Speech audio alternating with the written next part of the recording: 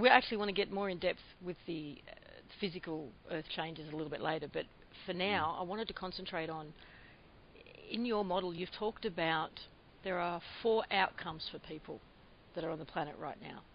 Yeah. And in no particular order, and we'll go into depth about them, but they are organic ascension with the Earth.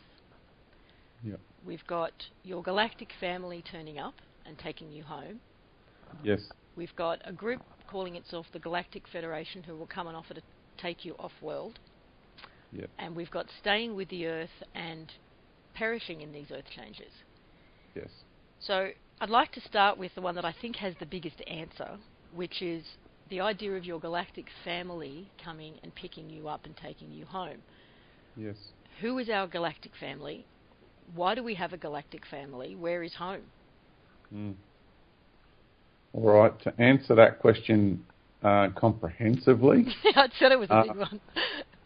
It is a really big one because the answer to that question has to do with the background understanding of the structure of who we all are and where we've come from. And so we are, technically speaking, we are all ETs. And we've all come to Earth from out there on all these different levels of vibration and different star systems and different vibratory realms. And we've incarnated into what we call human, which is a generic embodiment and holds all the codes. And the reason this embodiment has been created is so that any life form out there of any kind can come and have this incarnational experience. This is the only reality that has that. We are the only physical form that have all these codes. And that then, this opens up a whole lot of doors for further discussion as well. So the understanding of a galactic family coming to pick you up is for those people who are not going to ascend. The experiences that we're having here, our bodies, in our DNA and our genetics, sort of like record all our experiences here as well. So they're not only recorded in our essence or in our soul or spirit, however you want to put it, it's also recorded physically within our code. So the information of what we have learned here in the way of wisdom due to our experiences is invaluable. And our very genetic codes are, invaluable basically to life out there because of who we are and what we're doing here. So people will be going back home with their galactic family, whether it's from the Sirius system or it's the Pleiades or it's Eridanus or it's, Arcturus or even beyond, any of these type of star systems, because all life out there is represented here on Earth. So that's... I take it you've probably heard of the Disclosure Project. And yes, I have. One or several actually, of the people involved in that have talked about the fact that we have documented, I think it's 57 different races. So I want to make sure I'm really, really clear on this. What we're saying is that of all the races that are out there, whether they're interdimensional or other planets, this body has been made with DNA from each of those, so that any one of them has the opportunity to incarnate here on Earth in this body. Yeah, had the opportunity. Had the opportunity, because that's what we are. That's who we are. Yeah, and I say had because of what's about to happen on the planet. Things are going to change. So it's so any one of those 57 and every other race that exists out there can, because we have all life within us. We have all the codes of life within our DNA, within our genetic codes, and within our energetic and etheric templates that make up our construct. Okay. But that statement that I made before about the Galactic Federation, not the Galactic Federation, our Galactic Family, coming to pick people up, there's not going to be all that many that go on that path. There will be a few, but there won't be there's not going to be like half the world's population that takes that path. There's only going to be a certain few, because they are ambassadors for their race of peoples and other races. because that's another concept to grab a hold of, is that we are way showers and ambassadors for life in the universe because of what we've chosen to come here and be a part of on this planet. Great. That sounds good. I like it. Well, it's what we are. That's the beauty, the magnificence of what we are. We're so much greater than we are led to believe. Oh, absolutely, absolutely. So moving on to one of the other scenarios, which is a group that calls itself the Galactic Federation, are talking about coming here and taking people off-world to other planets that they've prepared for us. Now, on a personal level, I've known about the Galactic Federation for, I don't know, maybe 10 or 12 years. And there's only ever been positive information out there about them, and yet I have always felt rather uncomfortable with them and not been able to explain why.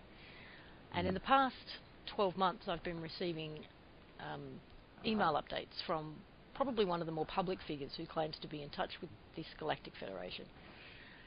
And this is probably going to offend a lot of people, but I honestly find that the information in these so-called updates, if you're tapped into any of the independent and alternative media, you'll know what's contained in them. And they seem to be forever in negotiations and making sure the legalities are just right and crossing their T's and dotting their I's, and they just sound like the most anal bureaucrats I could have possibly imagined. Not an enlightened group of beings. So I'm interested this is a couple of questions in one. Firstly, your thoughts on who the Galactic Federation are, but also what's the difference between this Galactic Federation of Light and another group calling themselves the Galactic Council of Light. But there are another number of other groups out there that I'm aware of. One would be a Council of 9, there's a Council of 12, and Ashtar Command that I know of. So are you aware of all these groups? Do you know who they are and what differences there are between them? Okay. First of all, when it comes to labels, there are a whole multitude of councils and groups. Each race has its own council. So if you've got thousands of races, you've got thousands of councils. And some have 12, some have 15, some have 24, some have 6, some, you name it. So I'm affiliated myself. If you want to stick a label on me, because people like to do that, just to help those people with labels, I'm with the Galactic Council. I also go beyond that into the universe, but just locally in our galaxy, that's what I'm affiliated with. So I was assimilated going back in 2004 when I actually stood up and did a video presentation saying that I was of the Galactic Federation or Confederation, same business. And they had assimilated me, and that was part of the abductions that I was experiencing. They were in the process of assimilating me into their empire. Now, who are they? They are a group of beings who was basically one or two beings at the top of that whole structure that have replicated the universal structure to the best of their ability down here in the lower domains, because they see themselves as God and they want to create their own, be their own godly sort of created beings, their version of it. And so they've created a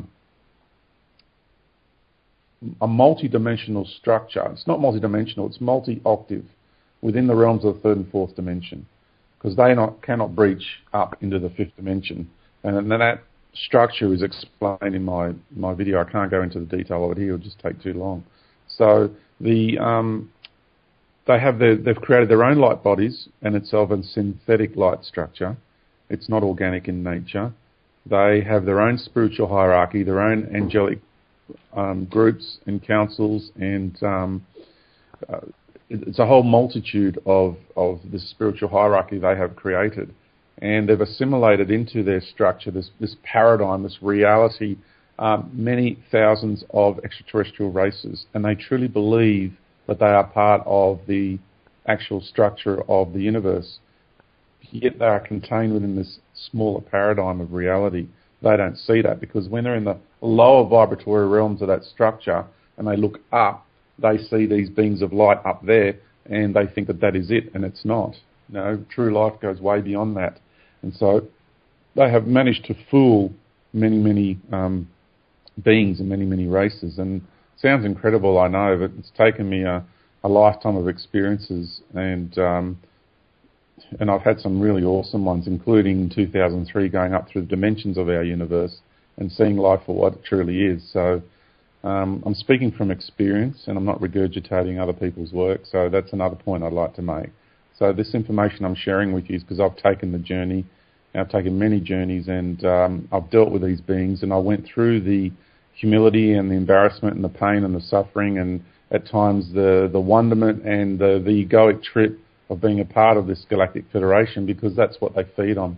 They feed on your yearning for worthiness and importance and all those sort of issues. So I know that they've been here for a very long time. They have sent beings of a lower vibratory level to this reality, and we've been experiencing them, and they're called the reptilians and the greys.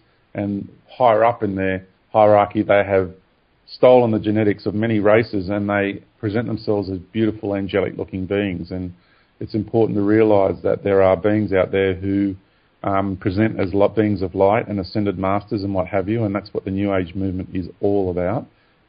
Is this group that have infiltrated into our societies via the internet, especially, and through channelings and through visitations towards people, and they are presenting this structure to them. So they're looking like the saviours, like the good guys, whilst behind the back doors they're implementing all the suffering and all the chaos and the warring and everything that goes on this planet, because they want to implement their solution as the good guys.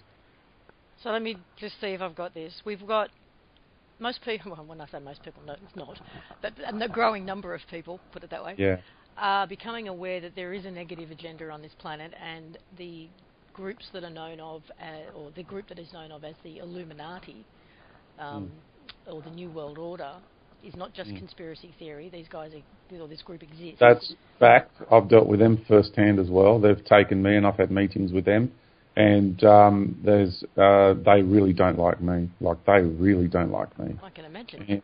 And because I'm here to do a certain task, and there is probably just a tiny thread of people or beings within that structure that actually honour me, acknowledge me, honour me, and are backing me as well. Not in the sense that I have. People will take this the wrong way when I say backing me, but when the time comes, we have people of the true light everywhere, in the militaries, in the Illuminatis, in the ruling elites, in all these sort of what we refer to as the dark sort of realm, or shadow governments, and all that sort of negative structure on the planet. And they're playing a very tough role, and when the time comes, they will become who they need to become and change things from the inside out. So it's not just us out here versus them in there. It's not like that. We are everywhere in the structure, and that's what the majority of the ruling elite and the Illuminati fear the most, because they know they are hidden within their ranks and they don't know who it is yet.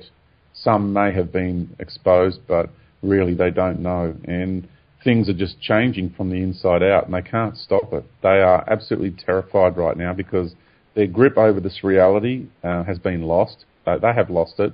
There are only a few deluded ones that still are holding on to that power, milking it for all it's worth, and still think that they can do something about it. But they are just totally deluded.